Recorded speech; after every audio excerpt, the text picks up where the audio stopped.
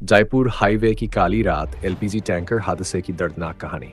20 दिसंबर 2012 की सर्द रात ने जयपुर अजमेर हाईवे को एक भयावह त्रासदी का गवाह बना दिया। एक एलपीजी टैंकर और ट्रक की भीषण टक्कर से लगी आग ने 33 बार मासूम जिंदगियां छीन ली। इस दुर्घटना ने न सिर्फ परिवारों को गहरे दर्द में डुबो दिया, बल्कि हाईवे सुरक्षा पर भी गंभीर सवाल खड़े किए। ये कहानी उस रात की चीख पुकार, बहादुर दमकल कर्मियों की कोशिशों और लापरवाह सिस्टम की सच्चाई बयां करती है। जयपुर हाईवे की वो काली रात। भूमिका 23 December two Jaipur Ajmer highway, Rajasthan का एक व्यस्त मार्ग जो दिन रात गाड़ियों की चहल पहल से भरा रहता है। पर इस रात ये हाईवे जिंदगी और मौत के बीच की एक भयावह गाथा का गवाह बनने वाला था। रात के लगभग 6 बज रहे थे। ठंडी हवा की सरसराहट और सड़कों की हलचल ने हाईवे को अपनी सामान्य रफ्तार में बनाए रखा था, पर तभी एक तेज रफ्तार ट्रक और एलपीजी टैंकर की जबरदस्त टक्कर ने सब कुछ बदल दिया। हादसा। टक्कर इतनी तेज थी कि टैंकर का पिछला हिस्सा टूट गया। इसके साथ ही गैस का रिसाव शुरू हो गया।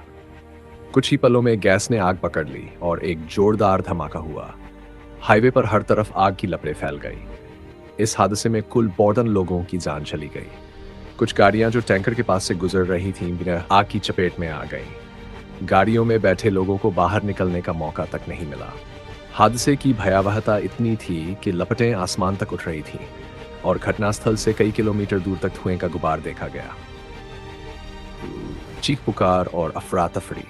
दुर्घटना के बाद का मंजर किसी बुरे सपने से कम नहीं था। चारों ओर चीख पुकार और दहशत का माहौल था। एक चश्मदीद ने बताया, मैंने अपनी गाड़ी रोक दी और भागने की कोशिश की, लेकिन आग इतनी तेज थी कि कुछ भी साफ नहीं दिख रहा था। लोग मदद के लिए पुकार रहे थे, पर कोई उनकी तरफ जा नहीं सका। एक ट्रक ड्राइवर सुरेश, जो आग में झुलस गया था, ने अपने भाई को फोन किया। उसकी आखिरी बातें थीं, भाई बहुत जलन हो रही है, मुझे बचा लो। लेकिन मदद पहुंचने से पहले ही उसने दम तोड़ दिया। हादसे की सूचना मिलते ही पुलिस और दमकल विभाग की टीमें मौके पर पहुंची, पर आग इतनी विकराल थी कि उसे काबू करने में कई घंटे लग गए। हाईवे पर वाहनों की लंबी कतारें लग गई। दमकल कर्मियों ने बताया कि टैंकर में लीक हुई एलपीजी गैस आग को लगातार भड़काती रही, जिससे बचाव कार्य और कठिन हो गया। आग इतनी भयंकर थी कि शवों की पहचान करना मुश्किल हो गया। मृतकों की पहचान के लिए डीएनए परीक्षण का सहारा लेना पड़ा। एक मृतक जो एक पूर्व आईएएस अधिकारी थे, उनकी पहचान उनकी बेटी के डीएनए से हुई। यह हादसा कई परिवारों को गहरे सदमे में छोड़ गया। कारण और सवाल। इस दुर्घटना के बाद कई सवाल उठे। क्या यह हादसा रोका जा सकता था?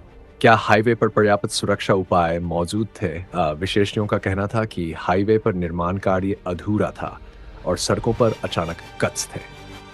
टैंकर और ट्रक की टक्कर का मुख्य कारण इन्हीं खामियों को माना जा रहा है। इस वक्त उस रात की आग भले ही बुझ गई हो, लेकिन यह हादसा एक गहरी सीख देकर गया। हाईवे की सुरक्षा में लापरवाही, अधूरे निर्माण और नियमों के उल्लंघन ने पार्टसन जिंदगियां निगल ली। अब सवाल यह है कि क्या इन मौतों के बाद प्रशासन जागेगा, या यह हादसा भी अन्य दुर्घटनाओं की तरह सिर्फ एक खबर बनकर रह जाएगा। अंत। जयपुर हाईवे की यह दुर्घटना सिर्फ एक घटना नहीं, बल्कि उन कमियों का आईना है जो हमारे सिस्टम में मौजूद है।